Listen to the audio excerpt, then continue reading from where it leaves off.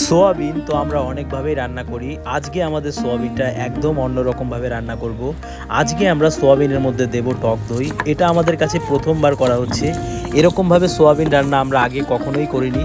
তো এখানে দেখো মা মশলাটাকে পাটার মধ্যে বেটে নিয়েছিল, তারপরে গরম তেলের মধ্যে কেটে রাখা যে আলুগুলো ছিল সেগুলো একে একে ভেজে নিয়ে নামিয়ে নেওয়া হয়েছে। আবারও কড়াইয়ের মধ্যে তেল দিয়ে সোয়াবিনগুলোকে পরিমাণ মতো লবণ এবং হলুদ দিয়ে ভেজে নেওয়া হয়েছে, তারপরে একে একে নামিয়ে নেওয়া হচ্ছিল। সমস্ত ভাজা সম্পূর্ণ হলে কড়াইয়ের মধ্যে তেল দিয়ে কেটে রাখা যে পেঁয়াজগুলো ছিল সেগুলো দেওয়া হয়েছে, তারপরে করে রাখা যে মশলাটা ছিল সেটাও দিয়ে দেওয়া হয়েছে। সব শেষে দইটা দিয়ে দেওয়া হয়েছিল। আর যখনই দইটা দেওয়া হয়েছে তখন দেখো মশলার রংটা কিরকম হয়ে গেছে, আর দেখতেও কিন্তু খুব ভালো লাগছিল। সমস্ত কিছু সম্পূর্ণ করার পরে ভেজে রাখা আলু এবং সোয়াবিন কড়াইয়ের মধ্যে দিয়ে দেওয়া হয়েছে, তারপরে ভালো করে নাড়াচাড়া করা হচ্ছিল। এরপর পরিমাণ মতন জল দিয়ে কিছুক্ষণের জন্য ঢেকে রাখা হয়েছিল।